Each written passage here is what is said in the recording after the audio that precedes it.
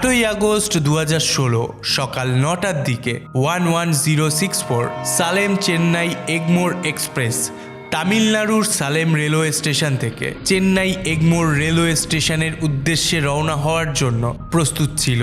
স্টেশনে অনেক হইচই ছিল এবং লোকেরা দ্রুত তাদের নির্ধারিত সিটে বসে পড়েছিল।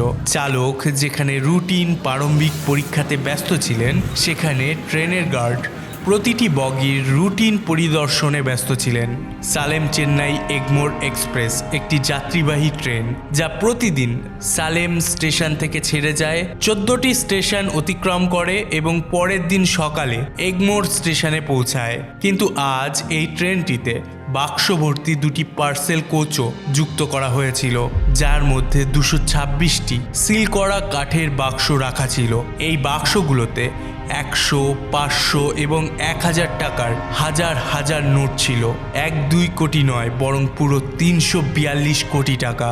আর এই সব নোটগুলো ছিল ময়লা এবং ছেঁড়া, যা তামিলনাড়ুর বিভিন্ন ব্যাংক থেকে সংগ্রহ করে রিজার্ভ ব্যাংক অফ ইন্ডিয়া বা আরবিআই এর চেন্নাই শাখায় নিয়ে যাওয়া হচ্ছিল।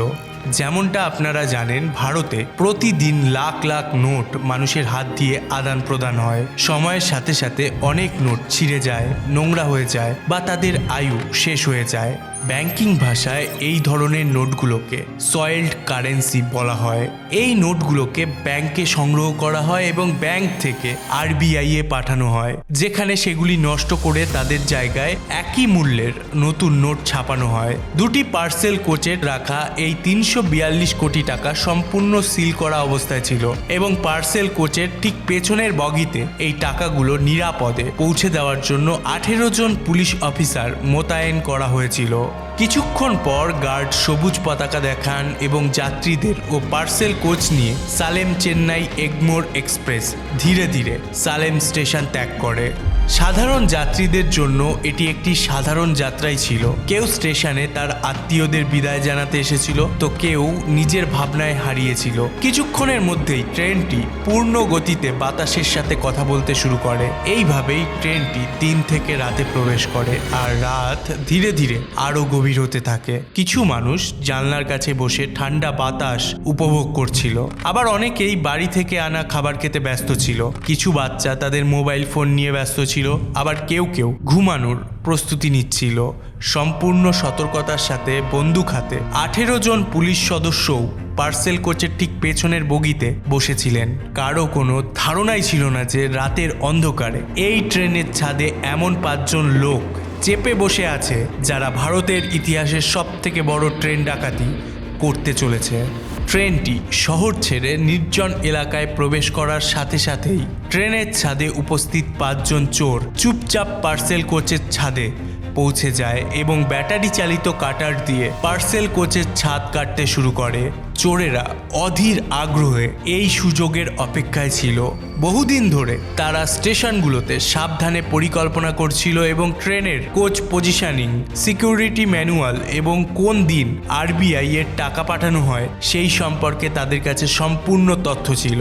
সালেম স্টেশন থেকে এগমোর স্টেশন যাওয়ার পথে বিরুধাচলম নামের একটি স্টেশন পড়ে। সেই সময় পর্যন্ত সালেম থেকে বিরুধাচলম পর্যন্ত কোনো বৈদ্যুতিক রুটের সুবিধা ছিল না, তাই এই দুটি স্টেশনের মধ্যে সব ট্রেন ডিজেল ইঞ্জিনে চলত। এরপর বিরুধাচলম স্টেশনে পৌঁছানোর পর ডিজেল ইঞ্জিনের জায়গায় বৈদ্যুতিক ইঞ্জিন লাগানো হতো। বৈদ্যুতিক রুটের ওপর উচ্চ ভোল্টেজের তার থাকে, যার ফলে সামান্য ভুলেও কারেন্ট লাগার বড় ঝুঁকি থাকে। তাই 5 জন চোর জানতো যে তাদের যা কিছু করবার তা এই বৈদ্যুতিক রুটবিহীন এলাকার মধ্যেই করতে হবে। এই পুরো দৃশ্যটি ছিল একেবারে কোনো সিনেমার দৃশ্যের মতো, যেখানে একটি চলন্ত ট্রেনের ছাদে 5 জন চোর একটি বড় ডাকাতি করতে ব্যস্ত ছিল। রাত 10:15। প্রায় পুরো ট্রেনের যাত্রীরা ঘুমে তলিয়ে গিয়েছিল। ট্রেনটি ঘন্টায় প্রায় 70 কিলোমিটার গতিতে বাতাসের সাথে কথা বলছিল, আর সেই গতির কারণেই কাটার মেশিনের শব্দও কোথাও হারিয়ে যাচ্ছিল। প্রতিটি সেকেন্ড ছিল চোরদের কাছে মূল্যবান, কারণ বিরুধাচলম আর বেশি দূর ছিল না। এইভাবে তারা ক্রমাগত তাদের কাটার চালিয়ে যেতে থাকে এবং ফলস্বরূপ তারা খুব শীঘ্রই পার্সেল কোচের ছাদে 2 ফুট লম্বা এবং 2 ফুট চওড়া একটি গর্ত তৈরি করতে সফল হয়। তাদের 5 জনের মুখ আনন্দে উজ্জ্বল হয়ে ওঠে এবং তারপর কোনো শব্দ না করে তাদের মধ্যে 2 জন দড়ির সাহায্যে পার্সেল কোচের ছাদ থেকে নিচে নেমে যায়। সেখানে কাঠের বাক্সে রাখা ছিল কোটি কোটি টাকা। নিচে নামার পরপরই 2 ডাকাত প্রথমে একটি বাক্সের তালা ভেঙে ফেলে এবং সব নোটগুলো একটি লুঙ্গিতে মুড়ে নিতে শুরু করে। বাক্সটি পুরোপুরি খালি হওয়ার পর তারা একে একে আরও 3টি বাক্সের তালা ভাঙে এবং সেগুলো থেকে নোট বের করে লুঙ্গিতে ভরে নেয়। এইভাবে অল্প সময়ের মধ্যেই তারা এত টাকা লুট করে যে ওই নোটগুলো দিয়ে তাদের 6টি লুঙ্গি ভরে যায়। তাদের আরও টাকা লুট করার ইচ্ছা ছিল, কিন্তু সময় ফুরিয়ে আসছিল আর কয়েক মিনিটের মধ্যেই বিরুধাচলম স্টেশন আসার কথা ছিল। এই অবস্থায় টাকায় ভর্তি লুঙ্গিগুলো নিয়ে 2 চোর দড়ির সাহায্যে তাদের সঙ্গীদের সহায়তায় পার্সেল কোচের ছাদে উঠে পড়ে। এরপর 5 ডাকাত অধৈর্য হয়ে ভেলুর ওভারব্রিজের জন্য অপেক্ষা করতে থাকে, যেখানে তাদের কিছু সঙ্গী আগে থেকেই একটি ভ্যান নিয়ে দাঁড়িয়েছিল।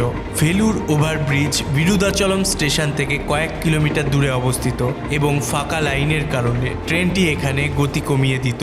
ট্রেনটি ভেলুর ওভারব্রিজে পৌঁছানো মাত্রই 5 ডাকাত প্রথমে তাদের টাকার ভর্তি লুঙ্গিগুলো নিচে তাদের সঙ্গীদের কাছে ছুড়ে দেয় এবং তারপর ট্রেন থেকে লাফ দিয়ে ভ্যানে উঠে মুহূর্তের মধ্যে পালিয়ে যায়।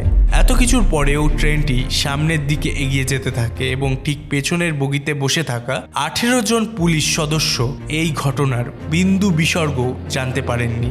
এরপর রাত 11টায় ট্রেনটি বিরুধাচলম স্টেশনে পৌঁছায়, যেখানে ডিজেল ইঞ্জিন বদলে বৈদ্যুতিক ইঞ্জিন লাগানো হয় এবং এই সব কাজে প্রায় 1 ঘন্টা সময় লাগে, কিন্তু তখনও এই ঘটনার কথা কেউ জানতে পারেনি। এরপর সালেম চেন্নাই এগমোর এক্সপ্রেস আবার তার যাত্রা শুরু করে এবং চেন্নাইয়ের এগমোর রেলওয়ে স্টেশনে পৌঁছায়।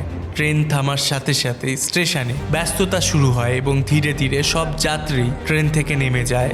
এরপর সেই 18 জন পুলিশ সদস্য ট্রেন থেকে নেমে রুটিন অনুযায়ী পার্সেল কোচের চারিপাশে দাঁড়িয়ে পাহারায় থাকে।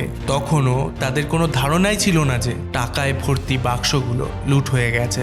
কয়েক ঘন্টা পর আরবিআই কর্মকর্তারাও টাকা নিতে সেখানে পৌঁছান। প্রথম পার্সেল কোচটি খোলা হয়, যার মধ্যে সবকিছু স্বাভাবিক ছিল এবং নোটের বাক্সগুলো ঠিকমতো সাজানো ছিল, কিন্তু আরবিআই কর্মকর্তারা দ্বিতীয় পার্সেল কোচের দরজা খোলার সাথে সাথেই ভেতরের দৃশ্য দেখে তাদের চোখ ছানা বড়া হয়ে যায়। ছাদে একটি বড় গর্ত দেখা যাচ্ছিল এবং সেই গর্ত দিয়ে আলো আসছিল। বাক্সগুলো এখানে ওখানে ছড়িয়ে ছিটিয়ে পড়েছিল, যা চুরি হওয়া নোটগুলোর সম্পূর্ণ সাক্ষ্য দিচ্ছিল। মেঝেতে 100, 500, 1000 টাকার অনেক পুরনো নোট ছড়িয়েছিল। এটা পরিষ্কার ছিল যে কেউ ট্রেনের ছাদ কেটে ভেতরে ঢুকেছিল এবং প্রচুর নোট নিয়ে চম্পট দিয়েছে। এর ফলে কয়েক মিনিটের মধ্যেই স্টেশনে আতঙ্ক ছড়িয়ে পড়ে এবং সাথে সাথেই ওই নোটগুলো গোনার কাজ শুরু হয়। গণনা শেষে দেখা যায় 5,78,00,000 টাকা কম রয়েছে। এই কথা শোনা মাত্রই নিরাপত্তা কর্মীদের কাছে খবর পাঠানো হয়। সেখানে উপস্থিত সমস্ত পুলিশ এবং আরবিআই কর্মকর্তাদের হাত পা ঠান্ডা হয়ে যায়। অবিলম্বে জিআরপি, আরপিএফ এবং স্থানীয় পুলিশকে এই লুটের বিষয়ে জানানো হয় এবং সালেম চেন্নাই এগমোর এক্সপ্রেসকে সাথে সাথে সিল করে দেওয়া হয়। এটি ছিল ভারতের ইতিহাসের সবথেকে বড় ট্রেন ডাকাতি, যা পুরো দেশকে নাড়িয়ে দিয়েছিল। যদিও টাকার পরিমাণ ছিল 5,78,00,000 টাকা, কিন্তু চলন্ত অবস্থায় ট্রেনের ছাদ কেটে আরবিআই এর সিল করা ক্যাশ চালান থেকে টাকা বের করে নেওয়াটা নিজের মধ্যেই একটি মর্মান্তিক ঘটনা ছিল। দেশের ইতিহাসে এটিই ছিল প্রথমবার, আর প্রথমবারের মতো এমনটা হতে যাচ্ছিল যে একটি স্ক্যাম বা কেলেঙ্কারির সমাধানের জন্য আমেরিকান স্পেস এজেন্সি নাসার সাহায্য নিতে হবে। সবার প্রথমে গভর্নমেন্ট রেলওয়ে পুলিশ মানে জিআরপি এবং তামিলনাড়ু পুলিশ এই ট্রেন ডাকাতির তদন্ত শুরু করে। ট্রেনের ছাদের দাগ, বাক্সের কভার, মেঝে সব জায়গা থেকে নমুনা সংগ্রহ করা হয়। যখন গভীরভাবে তদন্ত করা হয় তখন একটি জায়গা থেকে কিছু মানুষের আঙুলের ছাপ এবং রক্তের ফোঁটা দেখতে পাওয়া যায়। দেখে মনে হচ্ছিল যে তাড়াহুড়া করতে গিয়ে কোনো ডাকাতের আঙুল কেটে গেছে। এই নমুনাগুলো ফরেন্সিক বিশ্লেষণের জন্য পাঠানো হয়। এতে আশা জাগে যে ডাকাতরা শীঘ্রই ধরা পড়বে, কিন্তু ব্যাপক তদন্তের পরও আঙুলের ছাপ বা রক্তের দাগ তামিলনাড়ুতে থাকা সক্রিয় কোনো চোরের সাথে মেলেনি। ফলে কেসটির কোনো অগ্রগতিও হচ্ছিল না। কেসটিকে সমাধান করা এবং আরবিআই এর টাকা উদ্ধারের জন্য রেলওয়ের ওপর চাপ বাড়ছিল। এই বিশাল ট্রেন ডাকাতির খবরের কাগজ এবং টেলিভিশন চ্যানেলে শিরোনাম তৈরি করছিল। নিউজ রিপোর্টাররা এগমোর রেলওয়ে স্টেশনে পৌঁছে তদন্তকারী কর্মকর্তাদের প্রশ্নের পর প্রশ্ন ছুড়ে দিচ্ছিলেন। কেউ কেউ সন্দেহ করছিল যে এর সাথে রেলওয়ে এবং আরবিআই এর কর্মচারীরা জড়িত থাকতে পারে। এই কারণে সিকিউরিটি স্টাফ, আরপিএফ জওয়ান, সুপারভাইজার এবং লোডিং স্টাফেদের দীর্ঘ জিজ্ঞাসাবাদের মুখোমুখি হতে হয়, কিন্তু তারা কারো বিরুদ্ধেই কোনো প্রমাণ পায়নি। সমস্যাটি হলো এই ঘটনার কোনো সিসিটিভি ফুটেজ ছিল না এবং এই ঘটনার কোনো প্রত্যক্ষদর্শীও ছিল না। তাই কেসটি অত্যন্ত কঠিন ছিল। এই কারণেই মাত্র 2 দিন পর 11ই আগস্ট 2016-তে এই কেসের দায়িত্ব তামিলনাড়ুর সিবিসিআইডির হাতে তুলে দেওয়া হয়। এসডিএসপি সিন্দিল কুমারানকে এই তদন্তের প্রধান করা হয় এবং ডিএসপি কৃষ্ণানকে ফিল্ড অপারেশনের দায়িত্ব দেওয়া হয়। সিবিসিআইডির আরও অনেক কর্মকর্তা এই কেসের সমাধানের জন্য দিন-রাত কাজ করেন। সিবিসিআইডি প্রথমে পুলিশের সংগ্রহ করা তথ্যগুলো আবার যাচাই করে এবং ক্রাইম সিনের ভৌত প্রমাণগুলো পুনরায় পরীক্ষা করা হয়। যে যন্ত্রপাতি দিয়ে ট্রেনের ছাদে 2 ফুট গর্ত করা হয়েছিল সেগুলোও খোঁজার চেষ্টা করা হয়। যে বাক্সগুলো সম্পূর্ণ খালি ছিল বা সামান্য ক্ষতিগ্রস্ত করা হয়েছিল সেগুলোও বিশদভাবে তদন্ত করা হয়। শুধু তাই নয়, সালেম ও এগমোরের মধ্যে 350 কিলোমিটার রুটে ট্রেনটি চালানো হয়েছিল। সেই পথের সমস্ত স্থানীয় থানাকে সতর্ক করা হয় ও রুটের রেলওয়ে স্টেশনগুলো থেকে সিসিটিভি ফুটেজ সংগ্রহ করা হয়, কিন্তু এর কোনোটি কাজে আসেনি এবং তদন্তকারীদের হাত সম্পূর্ণ শূন্যই থেকে যায়। এই কেসের সবথেকে বড় সমস্যাটি ছিল যে চুরি হওয়া নোটগুলোর সিরিয়াল নাম্বার কোথাও রেকর্ড করা ছিল না। তদন্তকারীদের জন্য চুরি হওয়া টাকা ট্র্যাক করা প্রায় অসম্ভব ছিল। এই পরিস্থিতিতে তাদের প্রত্যক্ষদর্শীর বিবরণের পাশাপাশি পরিস্থিতিগত প্রমাণের উপর নির্ভর করতে হয়। তদন্ত অনুযায়ী সিবিসিআইডির দল বেশ কয়েকটি রাজ্য পরিদর্শন করে এবং তারা 2000-এরও বেশি মানুষকে জিজ্ঞাসাবাদ করে, কিন্তু তারা কোনো শক্ত তথ্য পাননি। এইভাবে প্রায় 2 বছর কেটে যায়, কিন্তু এই কেসের সমাধানের কোনো লক্ষণ দেখা যাচ্ছিল না। চোরেরা খোলা বাতাসে শ্বাস নিচ্ছিল এবং তদন্তকারী দলের প্রতিটি পদক্ষেপ ব্যর্থ হচ্ছিল। সব দিক থেকে ব্যর্থ হওয়ার পর অবশেষে সিবিসিআইডি এই সমস্যার সমাধানে আইটি বিশেষজ্ঞদের সাহায্য নেওয়া শুরু করে। আইটি বিশেষজ্ঞদের কাজ দেওয়া হয়েছিল 8 ও 9 আগস্ট 2016 রাতে সালেম এবং চেন্নাইয়ের মধ্যে সালেম চেন্নাই এগমোর এক্সপ্রেসের চলার সময় সক্রিয় থাকা সমস্ত মোবাইল নাম্বারের ডেটা বের করার। ডেটা বিশ্লেষণের সময় এমন কিছু মোবাইল নাম্বার সামনে আসে যেগুলো ট্রেনের গতির সাথে সাথে তাদের লোকেশন পরিবর্তন করছিল, অর্থাৎ এই নম্বরগুলো একই রুটে চলছিল এবং এর মধ্যে কয়েকটি নম্বর ট্রেনের গতির সাথে সাথে তাদের লোকেশন পরিবর্তন করছিল।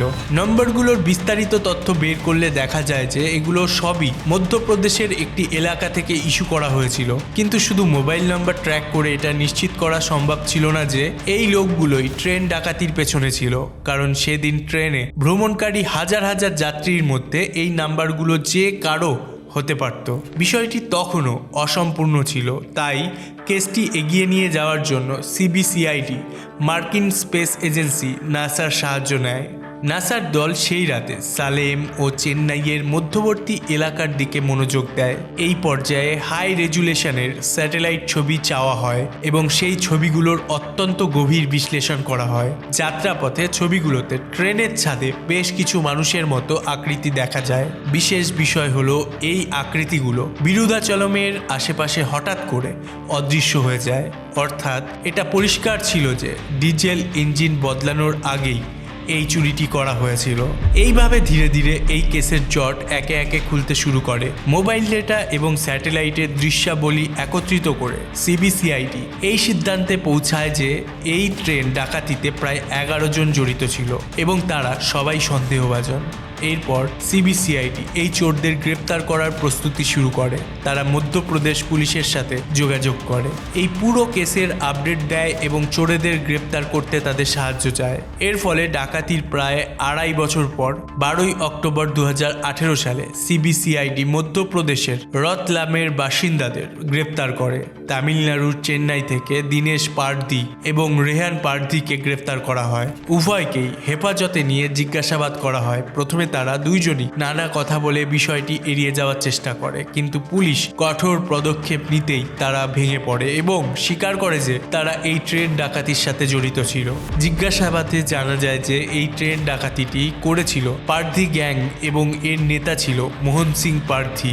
এরপর সিবিসিআইডি মধ্যপ্রদেশে যায়। সেখানে জানা যায় যে এই কেসের অন্য সব অভিযুক্তরা আগে থেকেই এখানকার অন্যান্য জেলে বন্দী রয়েছে। এরপর সিবিসিআইডি মধ্যপ্রদেশ পুলিশের সাথে সমন্বয় করে মহেশ পারধি এবং কৃষ্ণা ওরফে কালিয়াকে গুনা সেন্ট্রাল জেল থেকে এবং বজ্রমোহন পরাদিকে অশোকনগর জেল থেকে চেন্নাইতে নিয়ে আসে আরও তদন্তের জন্য। পারধি গ্যাংয়ের প্রধান মোহন সিং পারধির বাড়ি ছিল মধ্যপ্রদেশের গুনায়। সে তার আত্মীয় কৃষ্ণা হরপে কালিয়ার সাথে মিলে অপরাধ জগতে পা রাখে। অতীতে মোহন সিং তার স্ত্রী, সন্তান এবং আত্মীয় স্বজনদের খুনের সাথেও জড়িত ছিল।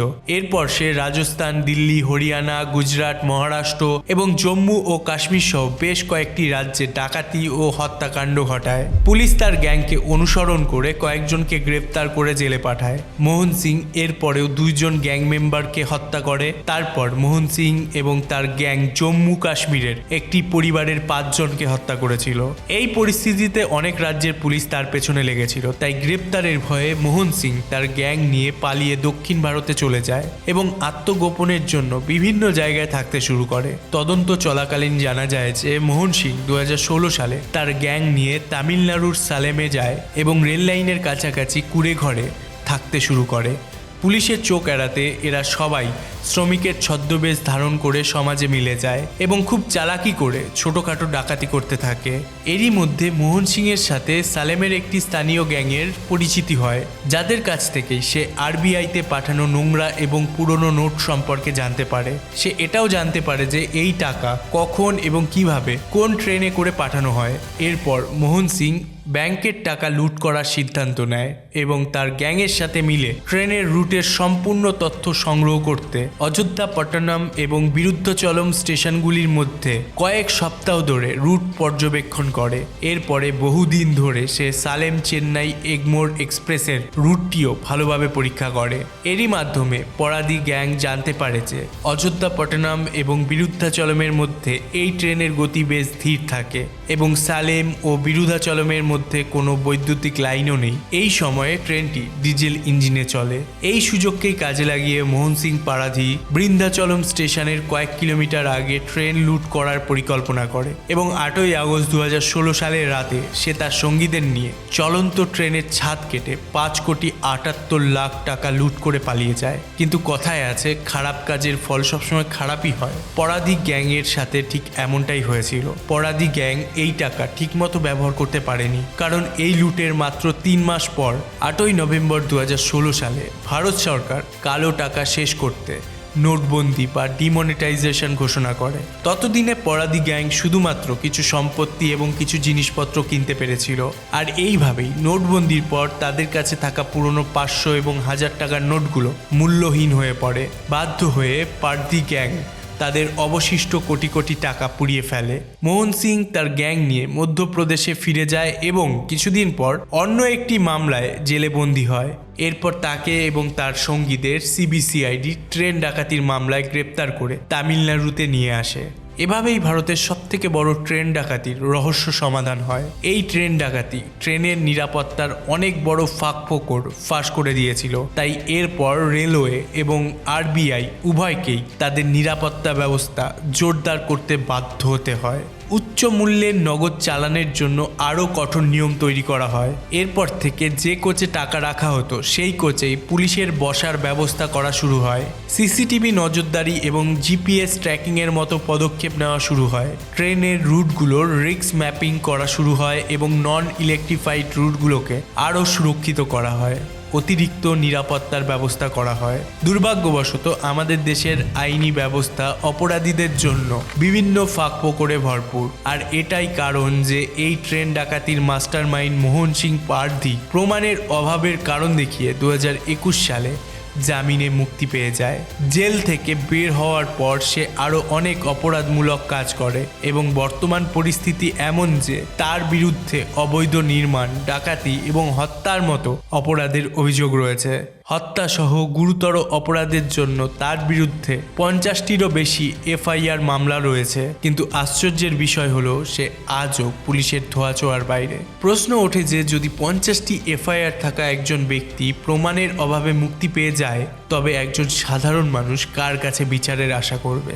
আজকের ভিডিওটি এইটুকুই। যদি ভালো লাগে অবশ্যই আপনার মতামত কমেন্ট বক্সে জানাবেন। পাশাপাশি নেক্সট কোন বিষয়ে ভিডিও দিলে আপনারা পছন্দ করবেন তাও কমেন্ট বক্সে জানাবেন। ভিডিওটিকে লাইক করবেন এবং বন্ধুদের সাথে শেয়ার করবেন। পাশাপাশি চ্যানেলটিকে সাবস্ক্রাইব না করে থাকলে অবশ্যই সাবস্ক্রাইব করে বেল আইকনটিতে প্রেস করে নেবেন। আমরা খুব তাড়াতাড়ি 1 মিলিয়ন সাবস্ক্রাইবার হিট করতে চলেছি, আর সেটা পসিবল হবে যদি আপনি সাবস্ক্রাইব করে বেল আইকনে প্রেস করে নেন।